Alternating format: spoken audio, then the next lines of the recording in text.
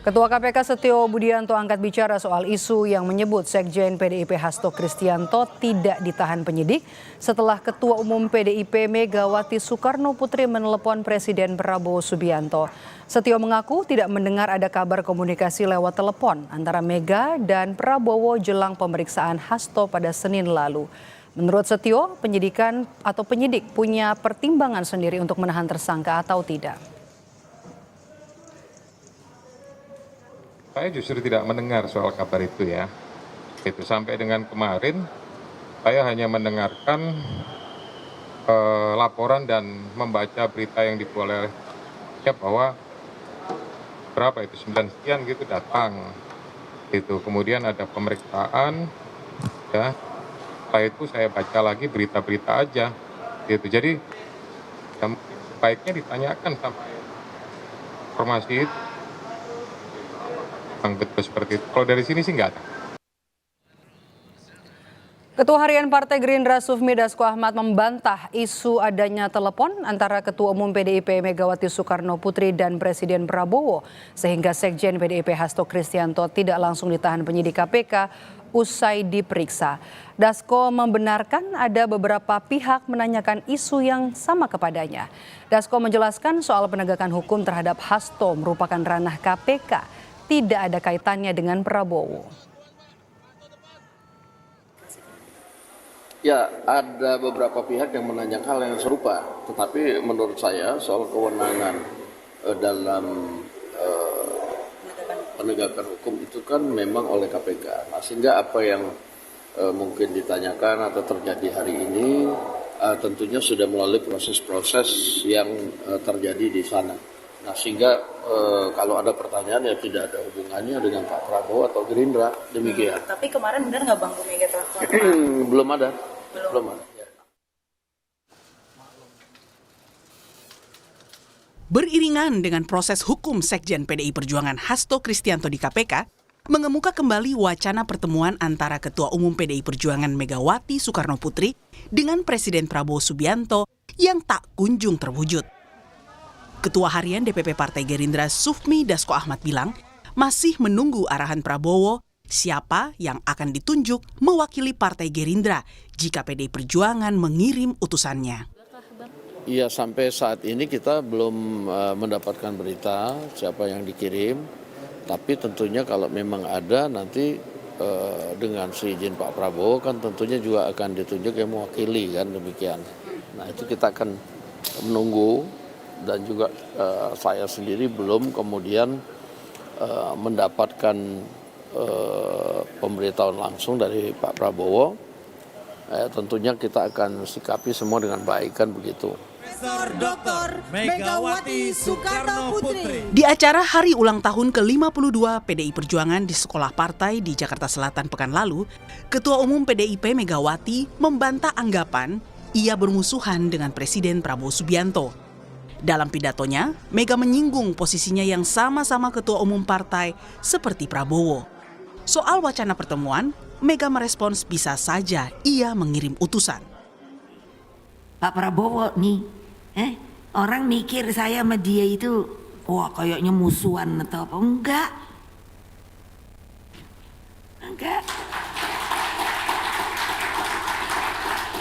Nah, tapi saya bilang, Mas, kita kan boleh dong. Saya ketua umum, kamu ketua umum. Kalau kamu dibegitukan, melihat anak buah kamu dibegitukan, apa rasanya sebagai ketua umum? Pasti perasaan kita sama. Bukan sombong. Nah, padahal dia senang saya masakin nasi goreng. Emangnya nggak boleh? Ya boleh. Tapi kan prinsip, Mas, bene wae aku nang kene wae, situ sono rame-rame. Apa aku ngerusui situ kan ya enggak toh. Kalau aku perlu situ kan ya enggak perlu ketemu toh. Aku bisa kok ngirim orang. Soal kemungkinan PDIP merapat ke pemerintahan, Ketua DPP PDIP Puan Maharani mengatakan akan diputuskan di Kongres PDIP. Hubungan silaturahmi dan hubungan kekeluargaan antara Ibu Mega dengan Pak Prabowo sudah berjalan jauh-jauh lama sebelumnya, jadi hubungan itu tetap berjalan dengan baik. Sinyalnya akan bergabung, Mbak Puan? Sinyalnya akan bergabung ke Kim apa gimana? Kita lihat nanti setelah Kongres. Mbak Puan terkait isu. Beda dengan Megawati yang pertemuannya belum terwujud, Presiden Prabowo justru beberapa kali bertemu Presiden ke-7 Joko Widodo. Hubungan Jokowi dan PDIP sendiri merenggang dan berujung pemecatan menyusul perbedaan dukungan politik di Pilpres. Tim Liputan, Kompas TV. Di tengah proses hukum terhadap Sekjen PDI Perjuangan Hasto Kristianto menguat kembali wacana pertemuan antara Presiden Prabowo Subianto dengan Ketua Umum PDIP Megawati Soekarno Putri yang tak kunjung terwujud sejak Pilpres 2024 lalu. Lalu muncul pula isu yang kemudian dibantah bahwa Megawati menelepon Prabowo sehingga Hasto tak ditahan oleh penyidik KPK. Lalu apakah benar kasus hukum yang menjerat Hasto syarat dengan muatan politik dan bagaimana menjamin penegakan hukum tidak diintervensi? Petang ini sudah bergabung melalui sambungan Zoom ada politisi PDI Perjuangan Guntur Romli dan juga peneliti Pukat UGM Zainur Rohman. Selamat petang Bapak-bapak, saya akan ke Mas Guntur terlebih dahulu. Saya mau konfirmasi, jadi Bu Mega telepon Pak Prabowo sebelum Mas Hasto diperiksa ya, Senin kemarin? Ya, selamat sore, Assalamualaikum. Waalaikumsalam. Kami ingin membantah kabar itu, Mbak. Itu hoax itu. Tidak ada telepon antara Ibu Megawati dengan Bapak Prabowo Subianto terkait kasus yang disebutkan itu. Jadi berita itu atau informasi itu atau yang kami sebut sebagai hoax itu benar-benar merugikan karena seperti yang saya sampaikan 1 hari sebelum pemeriksaan Mas Hasto di gedung KPK, kami juga sampaikan kepada wartawan bahwa Sekjen PDI Perjuangan itu siap dengan segala resiko akan hadir ke KPK, sudah menyiapkan secara fisik dan psikis ya terkait pemeriksaan oleh KPK, meskipun kami tetap yakin bahwa kasus ini kan lebih ke soal politik ya, bermuatan politik daripada kasus hukum. Jadi kami tidak mau mempermainkan soal penegakan hukum ini dengan persoalan-persoalan intervensi politik lah. Jangan seperti yang disampaikan oleh Effendi Simbolon yang menurut pengakuannya bahwa selama Jokowi menjabat kan katanya membantu Mas Hasto, tapi kan ternyata kan tidak, bahwa kasus Harun Masiku itu tetap digoreng-goreng hingga saat ini dan itu menjadi semacam pembentukan opini yang jelek lah bagi Sekjen PDI Perjuangan dan Partai PDI Perjuangan. Jadi kami ingin membantah berita telepon-teleponan antara Ibu Megawati dengan Pak Prabowo terkait kasusnya Mas Hasto. Begitu. Lalu sikap Bu Mega soal pertemuan dengan Pak Prabowo tidak akan bertemu atau bagaimana? Kalau Ibu Mega sendiri kan sudah menyampaikan dalam cuplikan pidato yang menjadi pendahuluan acara ini bahwa beliau kan tidak bermusuhan dengan Pak Prabowo. Kemudian kalaupun juga berbeda hingga saat ini, PDI Perjuangan berada di luar pemerintahan, tidak di dalam. Tapi menurut Ibu Mega sendiri, ini kan bukan dalam bentuk oposisi. Karena dalam sistem kenegaraan kita, sistem presidensial kan tidak dikenal istilah oposisi dan koalisi. Tapi berada di luar pemerintahan atau ada di dalam pemerintahan. Dan menurut Ibu Megawati ketika PDI Perjuangan sampai saat ini masih berada di luar pemerintahan itu kan terkait dengan prinsip. Dan itu kan biasa saja kata Ibu Megawati. Saya sebagai ketua umum di sini, kemudian Pak Prabowo sebagai ketua umum di pihak sana, nggak menjadi persoalan. Dan juga sikap dari Ibu Megawati Soekarno Putri kan juga berdasarkan hasil rekomendasi Rakernas kelima bulan Mei tahun 2024 bahwa posisi PDI Perjuangan itu berada di luar pemerintahan untuk menjadi kekuatan penyimbang dan untuk tetap menjaga check and balances dalam demokrasi. Begitu, Mas Guntur, ini juga jadi menarik ya, karena kan kalau kita mau mengutip apa yang disampaikan oleh Bu Mega pada saat pidato PDIP kemarin, kalau Bu Mega dan juga Pak Prabowo sama-sama ketua umum partai politik merasa kecewa kalau anak buahnya dibegitukan. Nah, apakah yang dimaksud dibegitukan begitu adalah merujuk ke kasusnya Mas Hasto? Iya, kalau kita membaca secara keseluruhan, menyimak secara keseluruhan pidatonya Ibu Megawati waktu itu, kan juga beliau juga secara gamblang menyebut nama Mas Hasto, kemudian juga memberikan kritik kepada KPK yang terus semacam mencari-cari ya dalam kasus ini kepada Hasto ya, itu kan bahasanya Ibu Mega. Karena kan kalau kita melihat kasus ini kan tidak ada kerugian negara sepeser pun, kemudian Mas Hasto bukan penyelenggara negara, bukan pejabat publik, tidak hidup dari uang negara. Kenapa dikuyo-kuyo, kenapa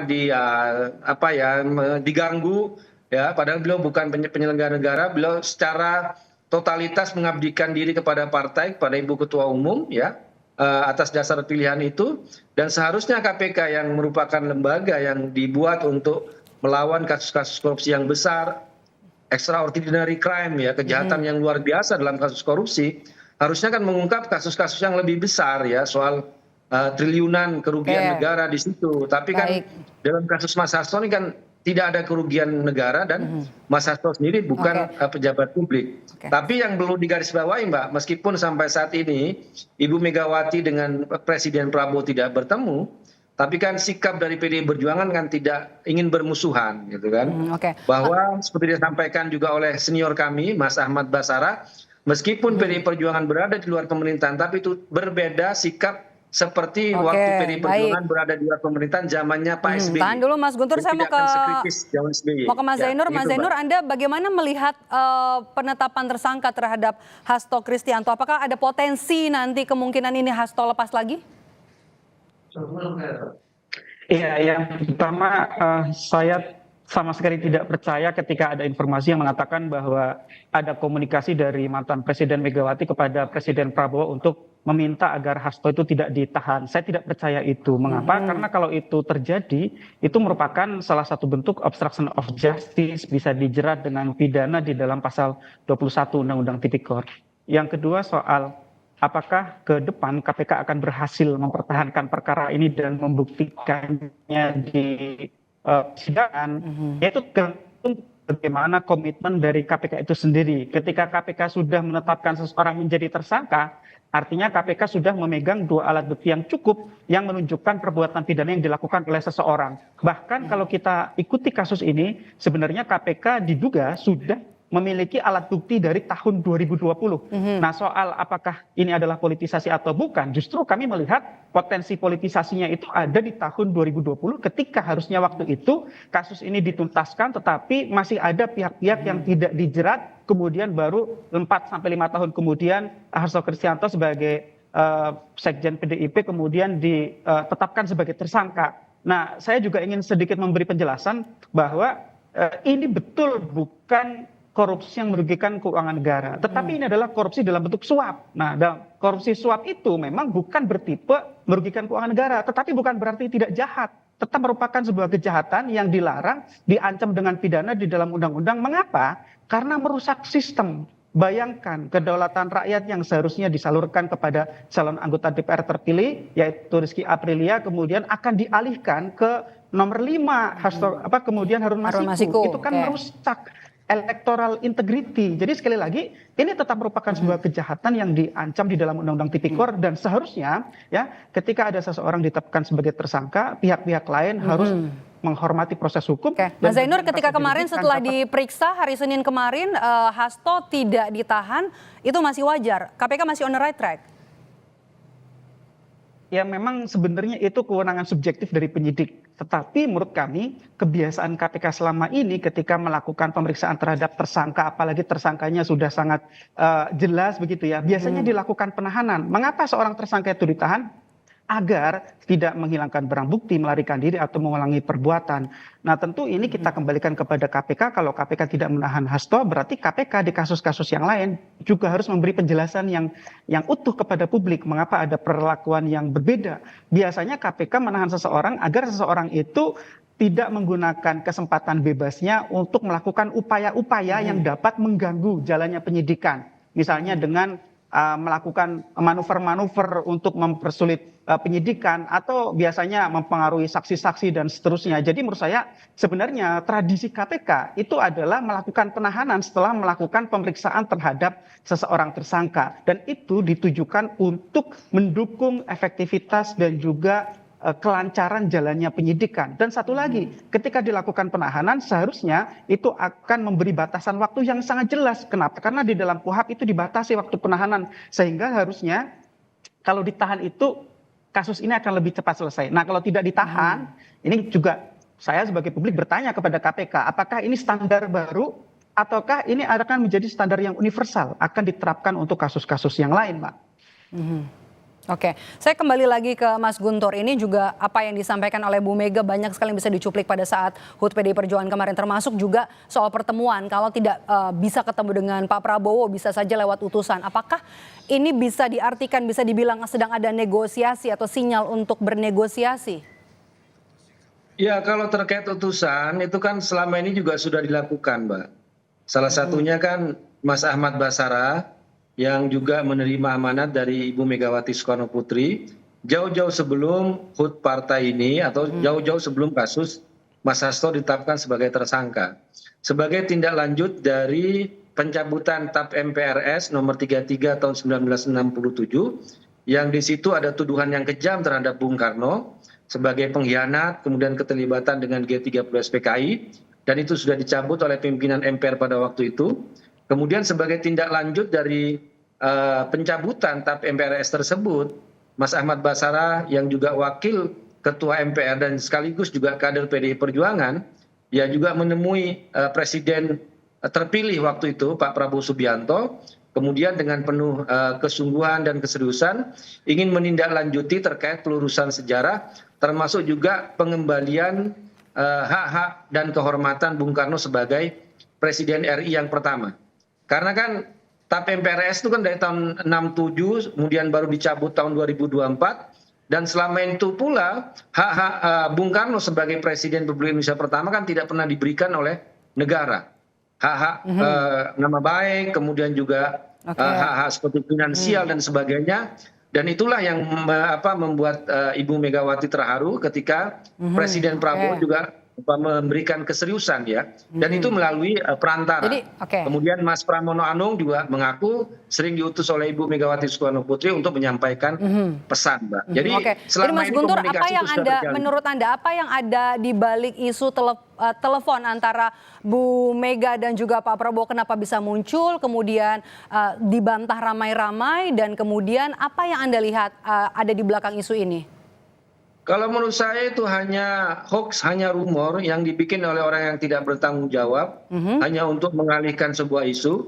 Padahal kalau mau bicara soal obstruction of justice, seharusnya Effendi Simbolon dan Joko Widodo itu bisa dipanggil oleh KPK.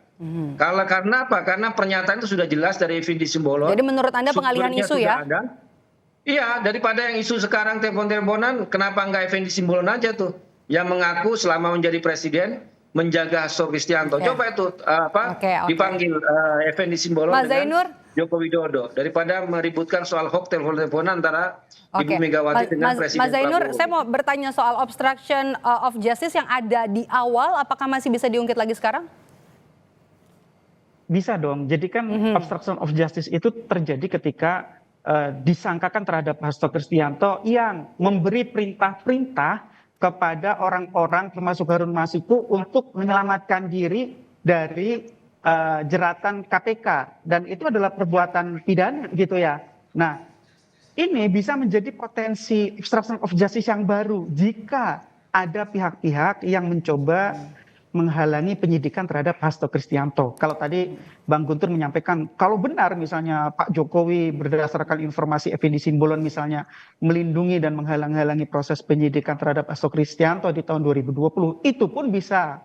Kalau sekarang misalnya ada hembusan informasi yang saya tidak percaya itu bahwa Bu Mega menelpon Pak Prabowo agar tidak menahan seorang Hasto Kristianto di KPK. Kalau peristiwa itu real benar terjadi, itu juga bisa dijerat sebagai obstruction of justice. Jadi sekali lagi, obstruction of justice itu adalah sebuah kesengajaan yang bertujuan untuk merintangi atau menggagalkan sebuah penyidikan perkara tindak pidana korupsi. Dan itu bisa dijerat terhadap siapapun kalau setiap orang itu memang punya tujuan, sekali lagi, untuk merintangi penyidikan. Nah, ini sekarang kita tunggu proses di KPK. Harapan saya adalah KPK jangan berlama-lama di dalam menangani kasus Hasto Kristianto ini, karena ini kasus panas sekali, agar segera bisa ada kepastian hukum gitu ya. Nah, terakhir Mas Zainur, bagaimana kemudian kita bisa menjamin penegakan hukum di KPK untuk tetap independen dan juga berintegritas meski nuansa politik yang sangat kental di kasusnya Mas Hasto ini?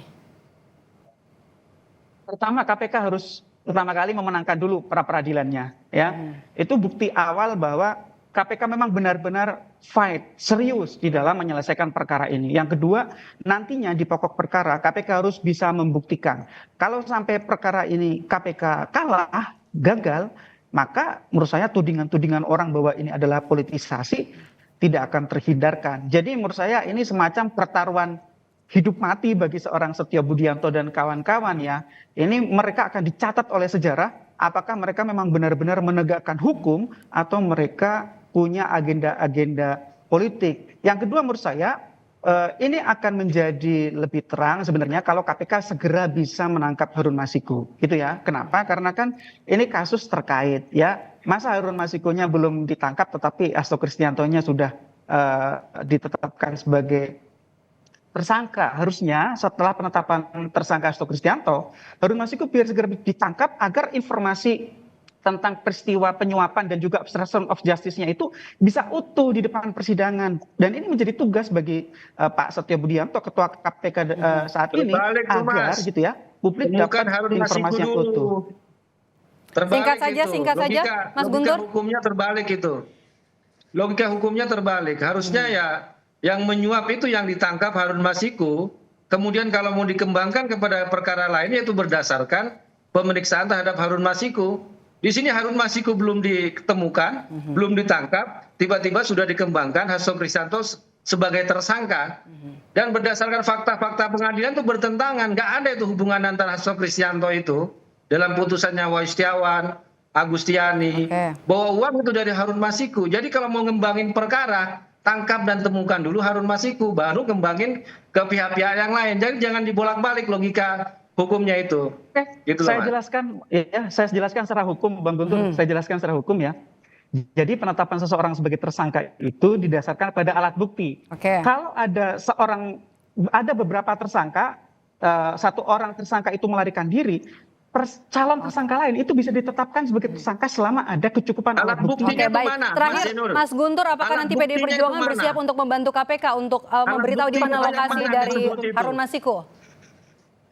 Alat buktinya nggak ada kok. Fakta persidangan Hasto Kristianto sudah jelasnya terlibat. Alat bukti sangat banyak alat bukti, ya. Alat bukti KPK pasti sudah pegang dulu. Sebut sebentar, Mas Zainur. Jadi apakah nanti PDI Perjuangan mau membantu untuk memberitahu di mana keberadaan dari Harun Masiku? Oke, baik. Terima kasih, waktu kita terbatas. Terima kasih Bapak-Bapak sudah bergabung bersama kami di Kompas Petang. Kita jumpa lagi, kita lanjutkan lagi di dialog selanjutnya. Terima kasih Guntur Romli, politisi PDI Perjuangan, dan juga Zainur Rohman dari Pukat UGM. Terima kasih Bapak-Bapak.